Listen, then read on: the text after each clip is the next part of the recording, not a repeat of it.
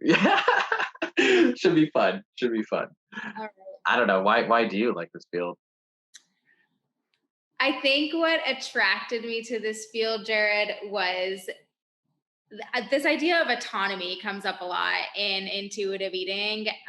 Having autonomy over your food choices, I think that was what attracted me so much, was because like I was sick of giving my power away to diet culture and not being able to like make food choices for myself. And so that was like the start for me in terms of self authoring and like having more authority in my own life and making my own decisions. Like being able to make my own decisions around food was so empowering. Um, and then I didn't even know when I first got into intuitive eating the social justice aspect of this work. And that's another thing that has like kept me so passionate about it, because I've always been passionate about social justice and standing up for self and others. And so when I learned more about like weight stigma and weight discrimination and the part that we can play in like the health at every size movement, um, that is what lights my fire every single day. Like I Mm. love the idea of autonomy with food and building a healthy relationship with food and a positive relationship with food. But I think like it's more than just individual, right? It's like societal and cultural. And we have to be talking about like the equity factor and like equal access to healthcare and things like that, or high quality healthcare. So yeah, the social justice piece is like is a huge reason why I'm passionate about intuitive eating. And when did you get into intuitive eating? How many years has it been? I found Body Kindness by Rebecca Scritchfield in 2016. And that was kind of my transition out of just doing fitness full time and personal training and group fitness and all that, and into more holistic health and wellness. And so Rebecca Scritchfield opened my eyes to intuitive eating, but I didn't start doing this full time until maybe a year or so ago. What about you? I mean, it's funny the timeline. I believe around 2016. I'm not quite sure, but I was working as a personal trainer Yeah. in the fitness industry. And my own sort of, my boss one time, great guy, love him. But the diet mentality is just so ingrained in hindsight. I think he said something like, you know, basically, hey, all you have to do is put them on a restrictive diet. If they lose some weight, they're going to be happy. And like, you've done your job as a trainer. Like it was, he's like laying out the facts for me and not in a, he said it in a straightforward, straight face. And I think in my heart, I personally was just this doesn't seem right to me. I couldn't quite put my finger on it. Um, and then when I heard intuitive eating and I started seeing all this diet research, it was like, oh my god, like this is terrible. So that's kind of how I fell into intuitive eating. Maybe that was 2017. Yeah, that makes sense to me, Jared, because I think it was the same for me where I was like, I couldn't quite put my finger on why I had such a bad taste in my mouth around like diets and diet mentality. Because I never wanted to participate in an official diet. Although I was very much like low key dieting, as most of us were at one point. But why didn't I want to participate in Mm. that? And I think it's because like now I know it's because it's oppressive, but I didn't understand that at the time, but still something was very off to me. And in the fitness industry, for sure, it's like if you can get them short term quote unquote success, then you did your job. But it's like I care about people's long term well being and their longevity, and like for the rest of their life I want them to be well. So I agree with you. I was like, yeah, this doesn't feel like aligned like ethically or morally for me. Yeah, it was such a short-term emphasis. I was like, how are you not seeing this? Like, how are you overlooking the long term? I don't know how the fitness industry overlooks that. It seems, I don't know. I don't know. Well, I agree with you on that. I have that I have that question a lot, Jared, around the work Right? that we do, where I'm just like, how are you not seeing this? Yeah, right? Like, how are you like pretending or I don't know. Like, I don't know if it's I think you just get so immersed in diet culture. They're not pretending, they're not they're not, they're not really like thinking about the long term somehow, or Yeah, but doesn't it benefit their bottom line more if it is Mhm. short term and then they fail and think that it's their fault and then they have to come back and spend more money with you? Yeah, exactly. There's sort of that incentive, that financial incentive to, yeah. And so you mentioned like feeling oppressed and autonomy by some of these like diets, quote unquote. Could you share? I don't know. What were you up to? Well, I had a dieting mom. I always watched her do Weight Watchers, and it just made me Mm, sad to watch her counting points. Like, I was like, I just want you to enjoy your life. And like, it seemed so obsessive. And so I think I picked up on that from a young age where I was like, I don't want to do that. Doesn't look like something that I want to participate in. mm, But I ended up falling into like a 1200 calorie diet on my fitness pal. And it's like, that's no better. That's the exact same thing, you know? yeah. But I was never able to sustain it. Like I would do it for literally like, if I could do it for 2 days, that felt successful. And then I would just feel like crap about myself because I couldn't continue that type of rigidity. But yeah, I mean, it took me to this place of then eventually, of course, binge eating. And Yeah. I know that you can relate to that, but Yeah. it's like, I wish I had known that binge eating is just like what is inevitably going to happen after you starve yourself. Hmm. Hmm. Yeah. No, totally. I think back and I wish that as well. Like I just didn't know, right?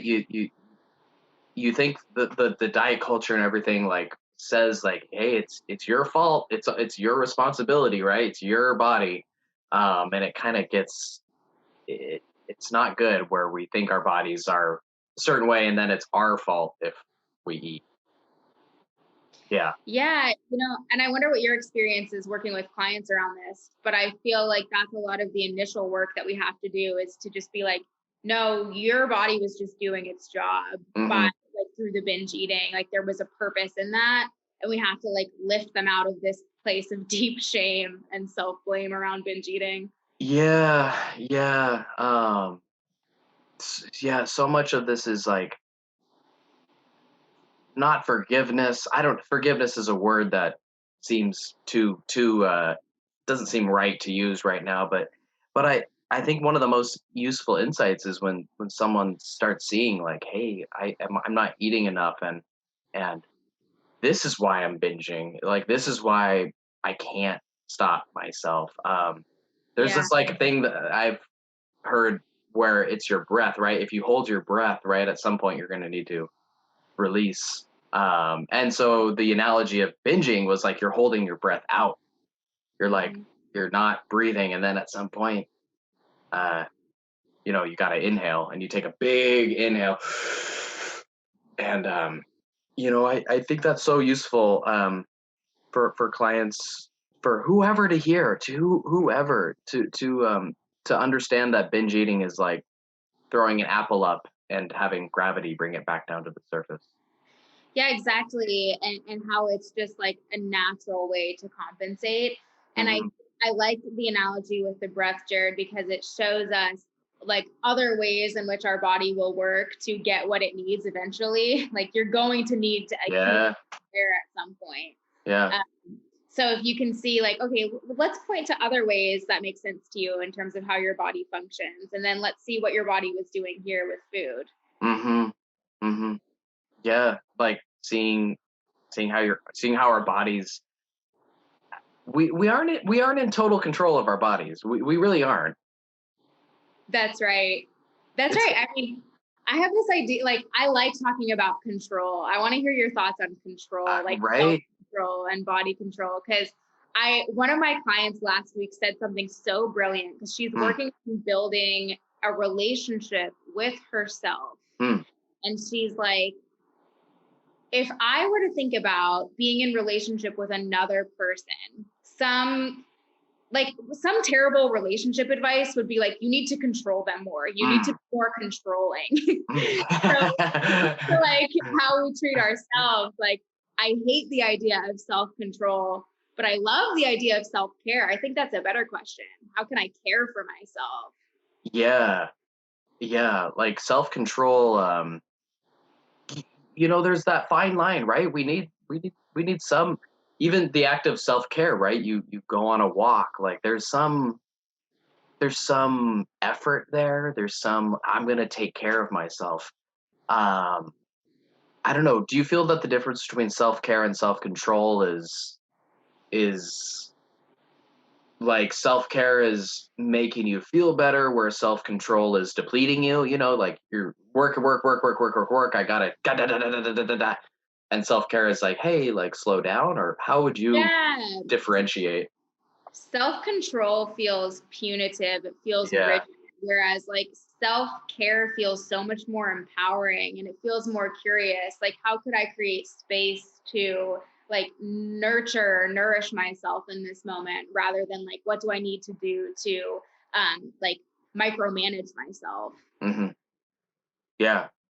I think that curious is a great word. I love curious. Me too. I'm curious. What does curiosity mean to you? Curiosity, yeah, I like it. Non-judgment. Yeah, non-judgmental. I'm trying to think. What does curiosity mean to me? Yeah, it's almost like I'm apart from something. I'm like watching. It's almost like I'm watching an I don't know. This I'm watching an animal outside something. I don't know. I'm Yeah. like, what are you gonna do? What are you Ooh, gonna yeah. do? What are you gonna do? Kind of like a little distant. When I feel curiosity, it's like, oh, what are you gonna do?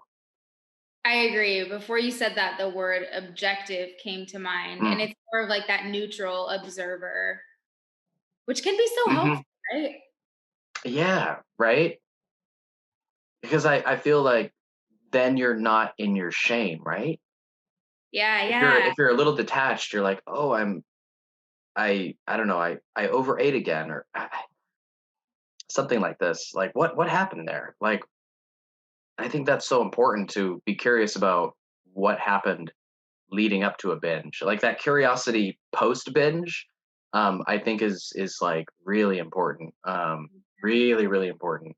Why did I binge? Like, what happened? Like, like seeing some patterns and Yeah, I agree. And I think that speaks to the process thinking that we learn, like, especially in intuitive eating, where it's like, okay, well, what can I learn from that event? How could I use that to help me move forward? Seeing like everything as a learning opportunity, it just feels like a more adaptive perspective. hmm. And so coming back to like your autonomy, I felt that was an interesting word. I'm wondering how you link autonomy and curiosity and self-care. How these I will give you those three words: autonomy, Yeah. self-care, and I forgot the third one. I just said it. What was it? Curiosity. How, Curiosity. if I asked you, hey, how do those all go together? What would you say off the top of your head?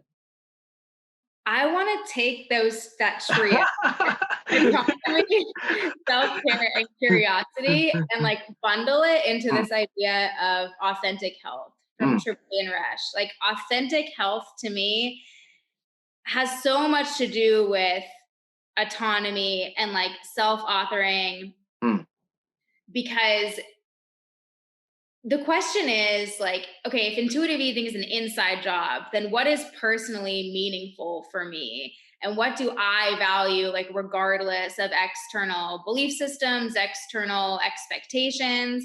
And so, like, that to me, that's autonomy. It's like mm, the ability to decide for myself.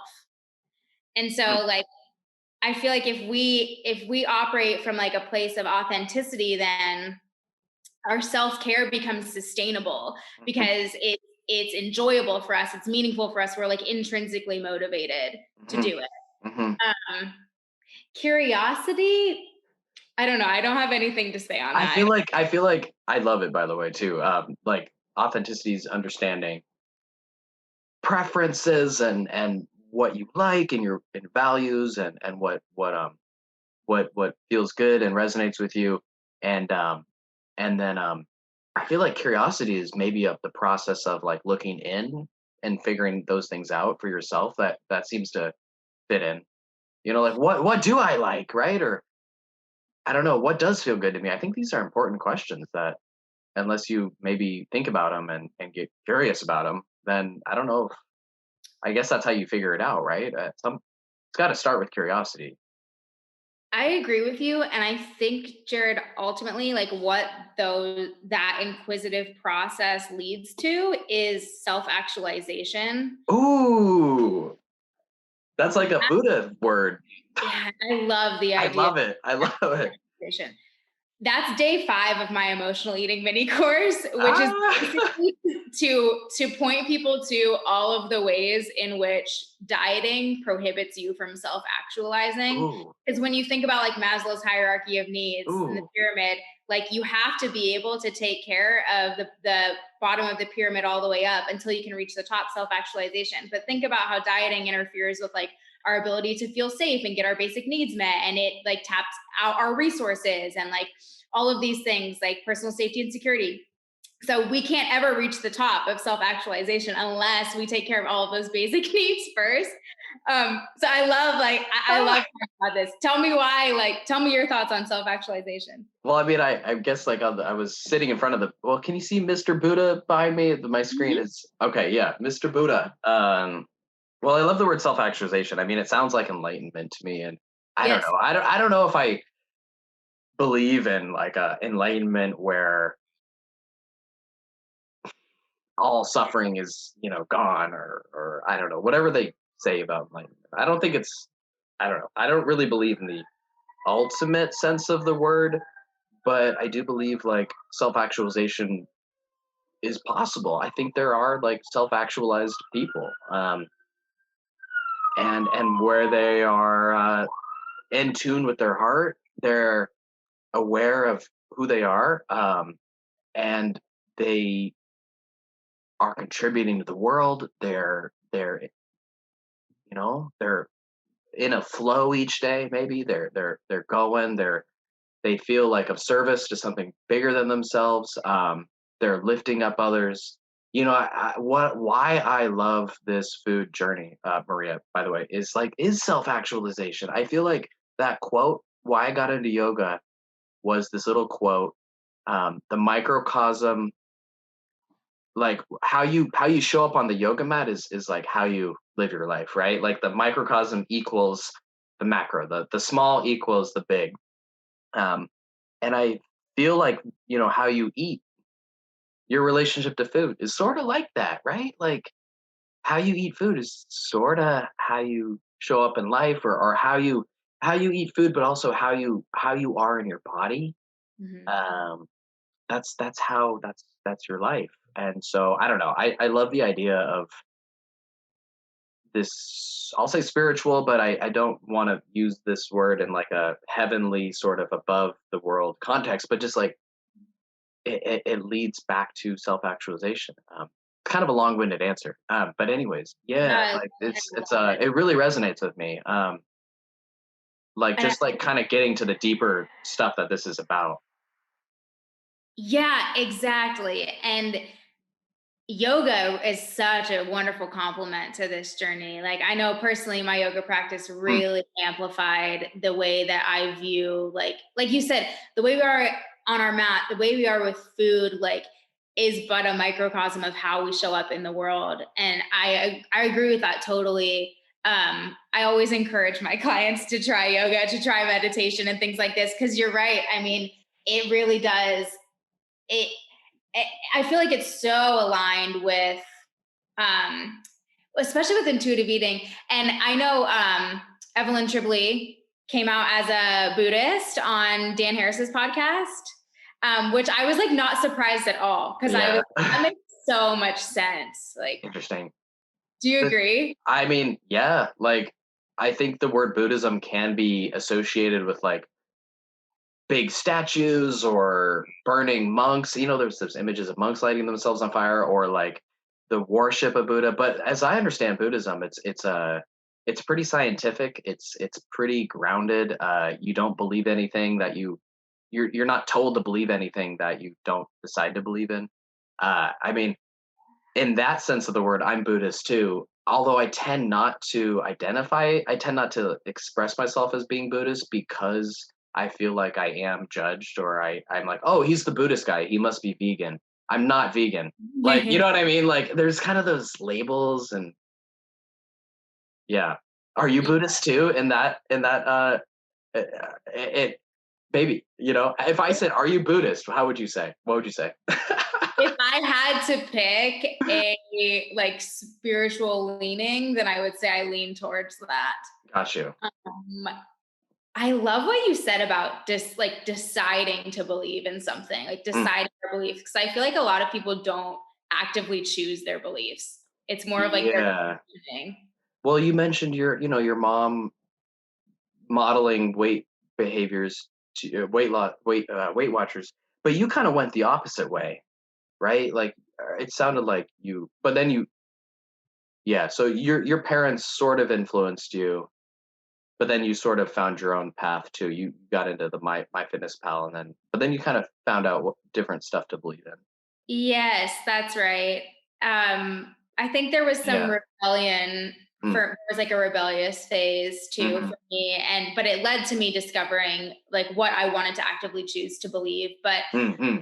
honestly, speaking of my mom, she's amazing. Sure, And sure. Sorry, mother. No, I'm no, just no, kidding. no, no. No, But I'm I kidding. wanted to tell you, like, Yeah. she's come such a long way in her journey with food Mm. that, like, I introduced her to intuitive eating. I don't know, like 2 years ago, less than that. It clicked with her immediately. Oh my gosh. She loves it. Like that's fully her lifestyle now.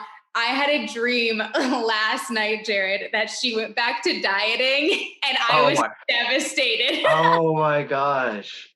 Oh my gosh.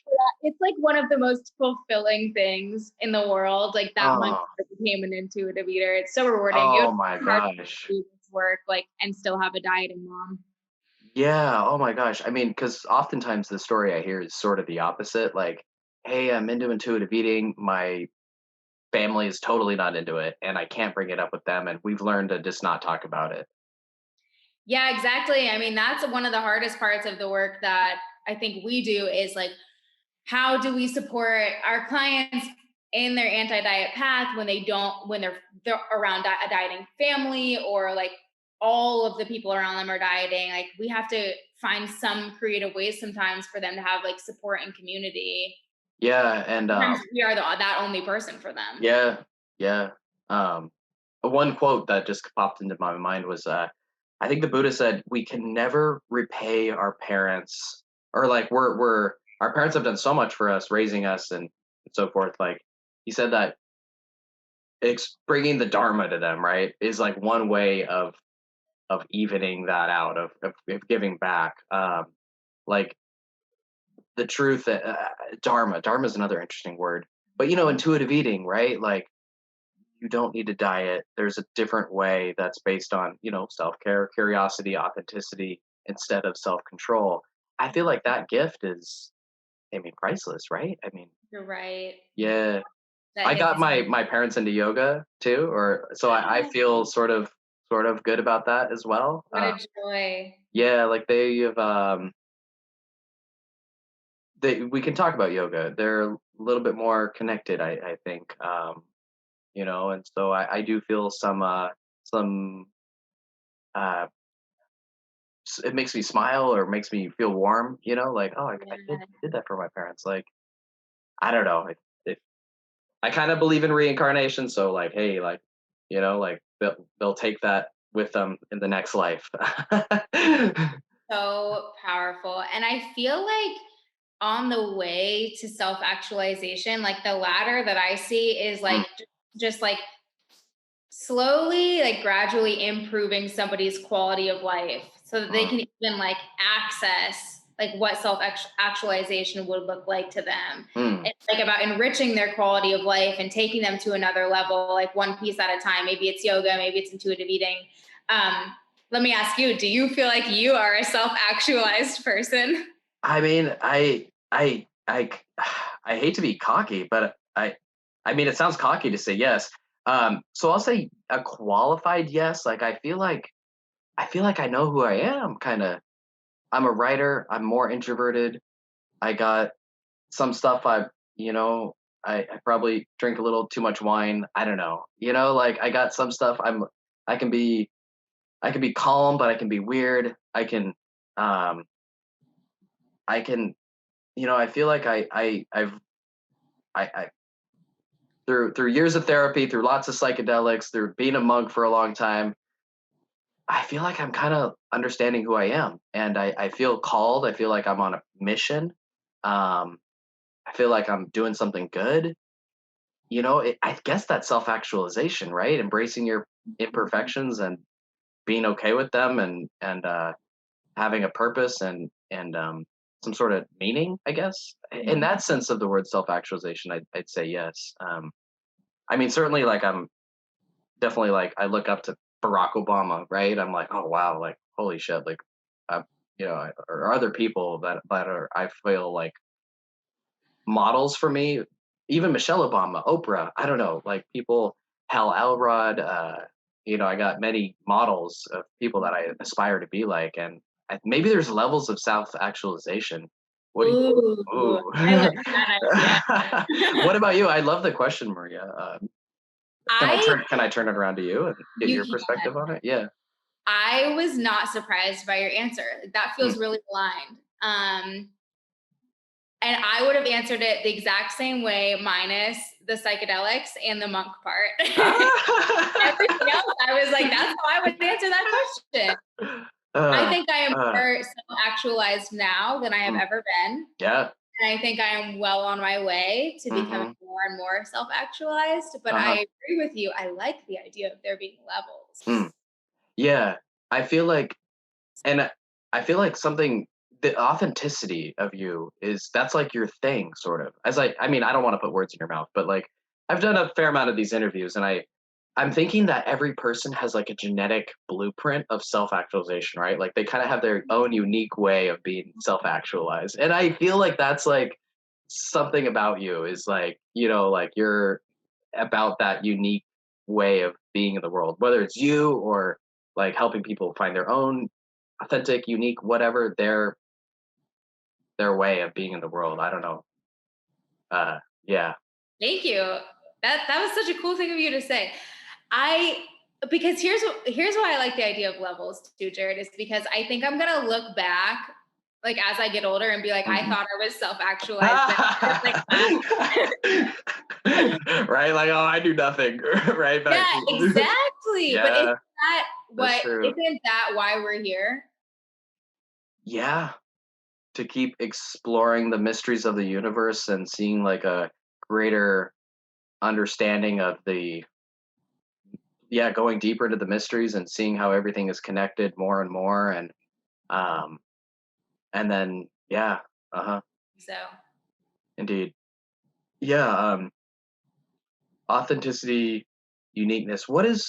So I think we've touched upon authenticity some, but like how do you define authenticity? Like, and when did you start to really value this aspect? hmm. I haven't thought about this that much. So this might not be that articulate. Go for But it. well, so my dad was a politician, and I watched him Mm, stand up for what he believed in and do good for other people.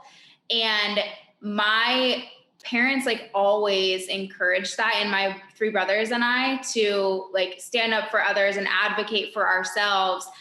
And for me, like I feel like that just really informed the way I see the world. mm, mm, And so like I only was raised to know like how to just like speak my truth, I guess, mm, and like call out, things that needed to be called out. To me, mm, that's what mm, authenticity is. It's like mm, if something comes straight from your heart and soul.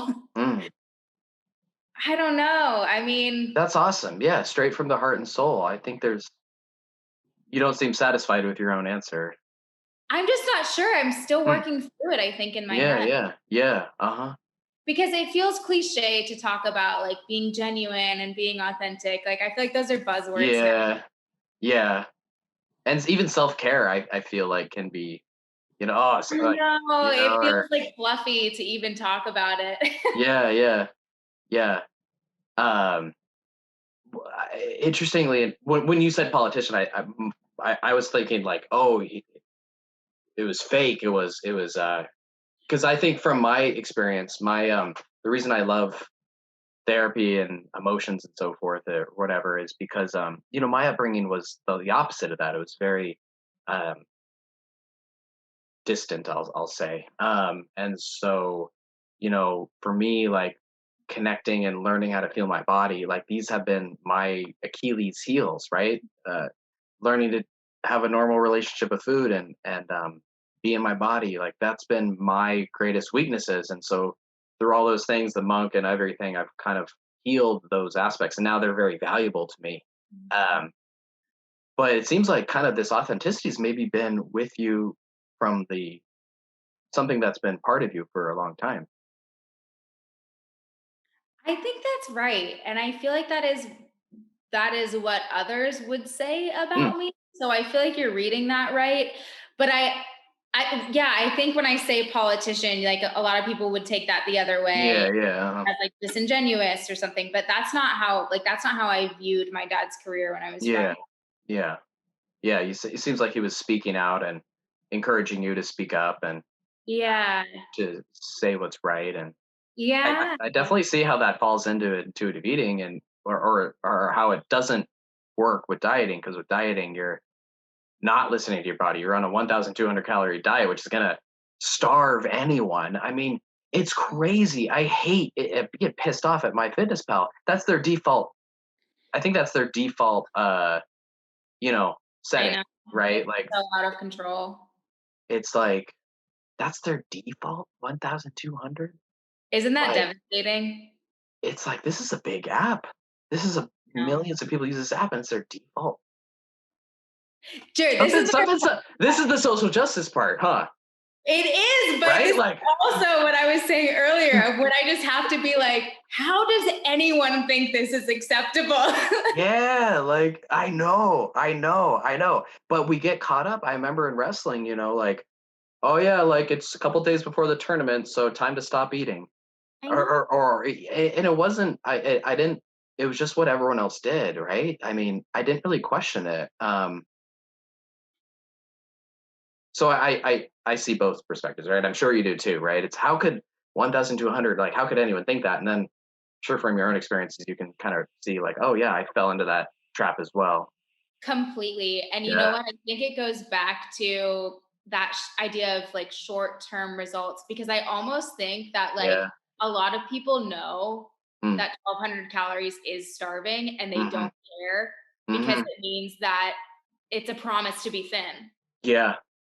I think about this too, and like I wasn't thinking about doing this restrictive eating for the rest of my life. It was like to get through wrestling season. And I maybe people do that as well. Like I'm just gonna restrictively eat. I'm just gonna tidy up this little corner of my life. I'm gonna, lose a few pounds and then I'll figure out I'll figure things out from there, sort of.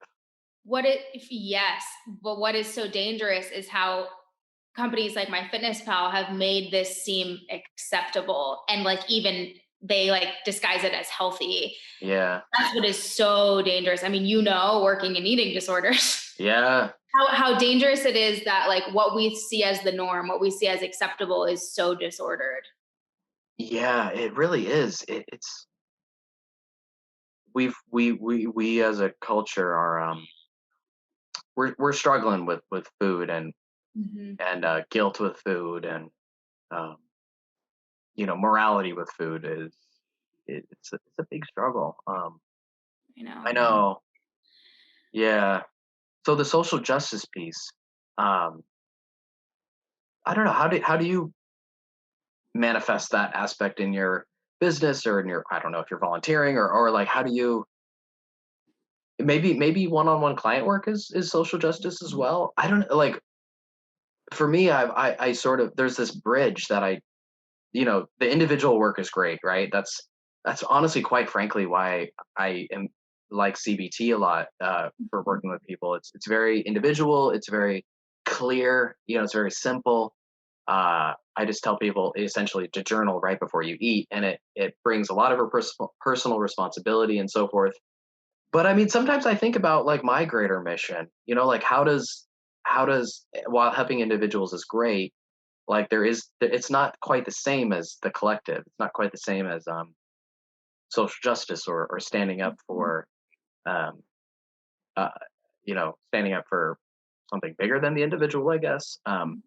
I don't know. What are your thoughts on like integrating the social justice and how do you sort of go about it, or how do you explore social justice? That's a good question.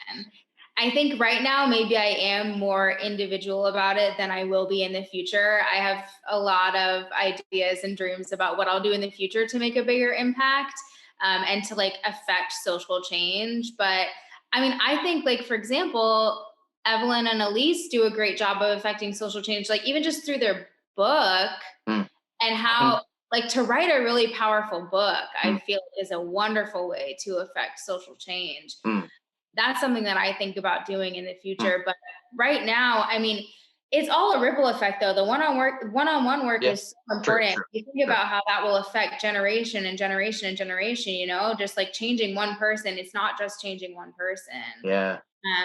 But right now I'll create video trainings within my small like online community. And again, like, it's just right now I think about creating awareness, like, and writing blogs. Like, people don't even know what health at every size is. Like, people Yeah. don't even know what this stuff is yet. And Yeah. so right now I'm just kind of like planting the seeds where I am now in these little communities that I have access to. But Mm, I know that down the line mm. I'm gonna end up doing something more. I mean, Jared, you're doing podcasting, blogging, like so much, True, like, true, true, true, true. that's like a lot. No, that you're right. There is a social awareness thing that I should give myself credit for. Yeah, I am. Yeah. Yeah, yeah. Um, no, it's true. It's true. I'm doing a lot. I love working on this stuff. Right. I genuinely like working on this. That's probably another flaw, right? Or another part of my self actualization, right? Like I work too much, but I like it, and accepting all that. Um, Speaking of accepting, I want you to talk more about acceptance and commitment therapy because I think CBT is really popular, but can you talk more about acceptance and commitment? yeah, there is that acceptance and I mean, yeah, acceptance and commitment therapy. Kind of that's like the ACT. Yeah. Um, it, I think it I th- I'm not super duper familiar with it, right? Acceptance commitment, there's that whole like I mean, so what I do know about it and what I'm familiar with it about it is like it, when you move I've heard of it like you're on a train track, right? And off to either side of you are like you're going to fall off the train track, right? Or there's distractions to the left and right. And so it's really helpful if you have like a thing you're committing to. You're like a train moving forward. You're on the train track, you're moving forward. And so that really helps with the process of acceptance, like moving towards a vision. And I think this is where your curiosity and values come in. Like, hey, I'm moving towards something I want. Um, Part of what I want means being more. I think when people have a conversation and they see like, hey, I want to have food with my family. I want to not be so trapped by these thoughts. I think people start to see like part of this means accepting, being willing to have some difficult emotions. And so I think without that vision, it's very hard to accept those difficult feelings. But with the vision, it's easier to feel them, to let yourself feel them. Is that I think that's the word acceptance to me is letting yourself feel, letting yourself feel. Yeah. Yeah, right? I think there's something I don't know, because I acceptance yeah, I was just thinking about yoga. In yoga, like, in yoga, you really have to surrender a lot of times, right? And like, to me, that's what acceptance is Mm, it's like surrender. And yoga like teaches us through physical poses how to do that and how that can mhm. translate mentally. I feel like people can be scared of surrender. Oh yeah. Of course, I guess, right? Well, yeah. I mean, it's like dieting is this false sense of control. And so intuitive Yeah, eating is scary because they think they're giving up control, and that feels like mhm. surrender. Yeah, But in no, that comes up a reality, lot. yeah, in Yeah, reality, it's restoring their control ultimately, but yeah, it does come up. I feel it. So, you mentioned the course on your website. Self-actualization is the fifth one. Like, where can people find you and everything online? Thank you for asking. My website is just my name. It's www.mariascrimenti.com. And that's a good way to get in touch with me and find out like more about the courses, things like that. But we also have a really fun online community. It's called Make Peace with Food.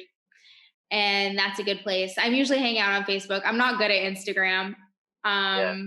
Are you good at Instagram? No, I'm good at Google. I Yeah. blog and I send out emails. Uh, Yeah, you yeah. send out really good emails. Thank I'm you. on your email list. Yeah. Yeah, no, I mean, yeah. I wish I was more inclined to be more active on social media. I know that it's definitely possible to connect and, do this whole thing via social media, but yeah, I don't know.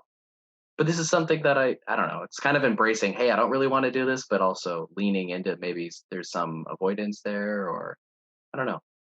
Good awareness. Yeah, yeah, good awareness. Okay, so that's Maria Scrimenti, Scrimenti. Did I get You got that? it. Yeah, mariascrimenti.com. Make peace with food. That's on Facebook, I'm assuming. Yes, it Yeah, is. and I love your website too, from the intro video to the layout. I mean, it's real um, simple and clean, and you got a lot of space. It's like Yeah. it's not too many words and all that.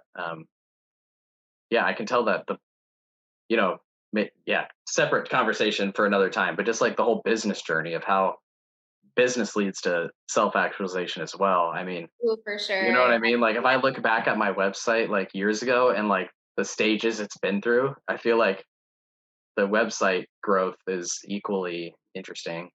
Yeah, Yeah. absolutely. My website looks nothing like what it looked like at the beginning, but now like I like to feature my clients' stories more than Mm, ever. And they've been so generous in writing like full on blogs or creating full on videos of like mm. their journey through intuitive eating. And that I think is so impactful for people who like if people are landing on my website, a lot of times there's some level of interest right around like going on this journey, and so for them to see other people who've already gone on it and had a lot of success, I think is like one of the most impactful things.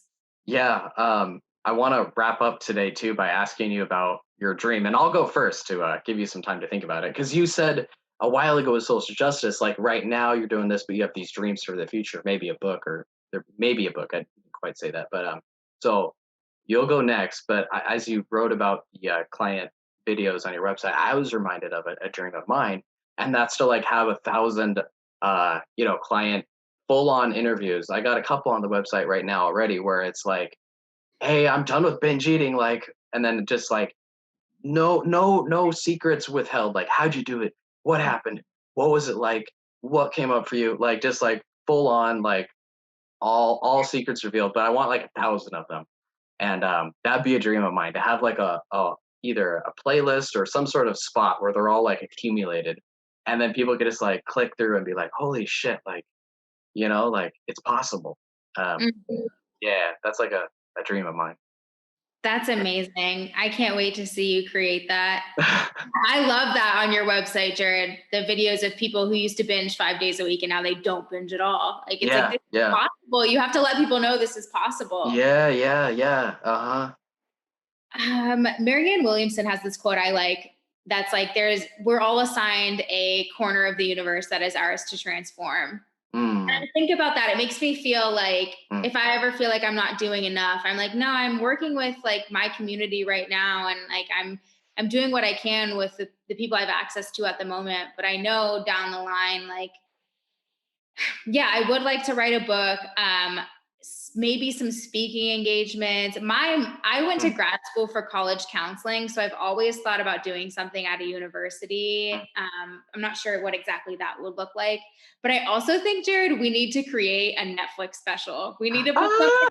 on Netflix about intuitive eating and health at every size. Oh, they should totally do it. I think Evelyn and Elise would be crushing it there. I They're know. pretty charismatic. They're excellent, speakers and good with people, and their humanity and wisdom. Like when people ask them questions, they like go like 10 layers deep, or like they've have so much experience. It's like when someone asks them, they just are, it's hard to describe. But anyways, I agree with they're able you. to like just answer the question from like the heart of where you're asking, but you didn't even know you were asking the question in that way. I mean, I feel like they would be so good on Netflix. I don't know Yeah. how like a movie would be. I agree. There should be a documentary. Yeah. Yeah. Um, okay. Speaking, I think you'd crush it as a speaker. I don't know. You got Mm, I prefer to write, like verbal okay. process Okay. Okay. Okay. my forte. Yeah. However, I just am thinking about like what's in the best interest of the world. How can you reach the most people and that kind of thing. And Did being you authentic to yourself, right? I mean, if you don't want to speak and you want to write, that's important too. Yeah. Oh, and the book would maybe reach more people as well. Yeah, I I see. I don't see. know. I grew up in musical theater. Like I should be fine Ah, in front of yeah. people. I mean, but yeah. I don't know. It changes over time. Did you see on I'm curious if you saw the Headspace Mm. on Netflix, the guide to meditation. Oh, I am familiar with Headspace. Love Andy Puttycombe, something like Yeah, that. he's great. Yeah, and I did see that they were partnering with Netflix to put out like a meditation. I didn't see it though. Have you seen it? Yeah, it was good. Their animations are so adorable, but it's like 8 episodes of just different Ah, types of meditation, and I've ooh, recommended it to my clients. I wonder if ooh. you or your clients would be. I'm gonna make an email. Speaking of that, and I'll send that out in an email, just letting people know. I'll watch it first, and I'll watch an episode and then email about it. Thank you. I think that's a Well, really cool thing. I mean, I'm so happy like that meditation is getting more mainstream. I mean, I feel like for me, I feel like journaling and meditation are like necessary. Oxygen, it's like that level of necessariness. I got like 3 journals behind me. I always journal. Um, oh, I had a thought. What was my thought? we said Oh yeah, meditation is becoming more mainstream. yeah. I don't know. It's just I'm glad there was some like when in the monastery, like there was a lot of poo pooing, sort of like they want this very like oh they're doing meditation for um uh well the typical example that the slippery slope example is like hey people on Wall Street are trying to meditate so they make more money and Mm, like we don't want meditation to be used to make money.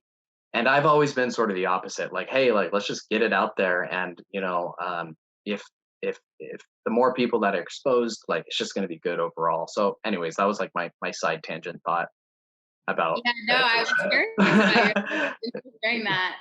Yeah, like I support meditating to make money because I know that like by meditating, you'll be more aware. You're going to be more aware of your own ethics. You'll be more aware of, just a lot of good stuff comes from looking inward and everything.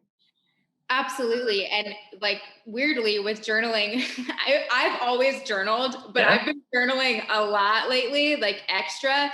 And it was validating to hear you say that it's like air because I'm like, okay, I'm not journaling too much. Yeah, no, I mean, there's so many different ways to journal too. Like, I mean, if you just want to write out your feelings, or you make your priority list, or you write out, what I have people do is write out their thoughts before they eat, right? Or gratitude, or how do you journal? Naturally, what always it is top of mind for me is gratitude. Like I Mm, always end up starting with gratitude. mm, And then I think I do maybe like some mantra affirmation type mm, things. If I have something in particular to process, then I'll just start writing that out.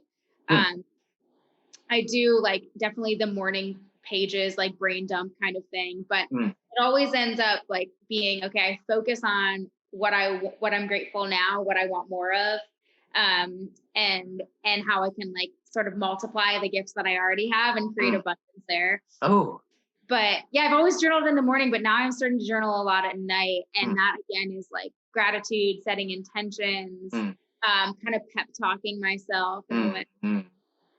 What do Oh, you I think? love it. I love it. Yeah, no, I'm curious, like how I've heard like there's different ways of gratitude journaling. I want to gratitude journal more, but I don't know. I just don't really do it as much. I'm curious, like, do you write down like I've heard you write down your top 3 things. I've heard that sometimes it's good to write down like I'm glad by focusing on the negative, like I'm glad the world didn't blow up or something like that. Like, or maybe just writing down, I've heard, I don't know, gratitude. It comes to me, but it's not like my go-to journaling. And I sort of wish it was. Mhm. How do you gratitude journal?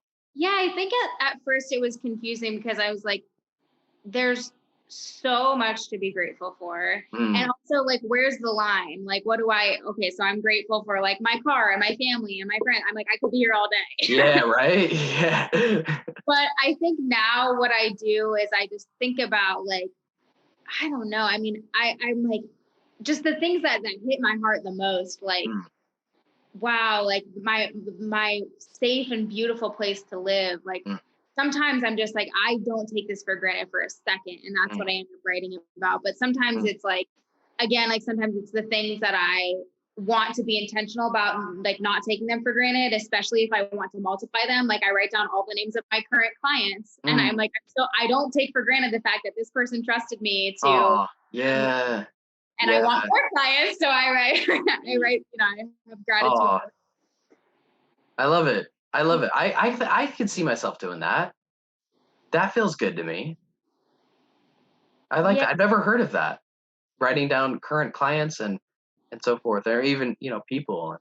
I mean, I've heard of writing down people, of course, but like people that you're grateful for and whatnot. But I think that's cool, especially too because obviously I'm trying to grow my business too. So like the more energy I would focus on like positive clients and the appreciation, you think it would like kind of manifest more and more, you know? Right. Especially too, like I feel like what you focus on, you create more of. So Yeah. if I Uh-huh. look at my current bank account, and even if I want my bank account to be 10x, then if I Hmm. can say I'm grateful for what I have right now, I'm so thankful that this Mm, is me, and I fully mm. expect that more is on its way to Oh me my now. gosh, give me the Yeah, goosebumps. Give me the goosebumps. Ah. that's it. Oh my god. Okay, let's end on goosebumps. I like ending on goosebumps. Okay. Okay. Um, how do we wrap this up? How do we land this plane? Have have you watched New Girl? That's like it's supposed to be, I've heard of it, right? They market it as like it's not the new Gilmore Girls, it's different, but it's It's the best. Anyway, if for any shout out for anybody listening who has seen New, they'll understand when I talk about Nick Miller's Goosebumps walk away. Anyway, that's what we're doing is like a Goosebumps walk away. So we're ending on Goosebumps. I'm down to end on goosebumps.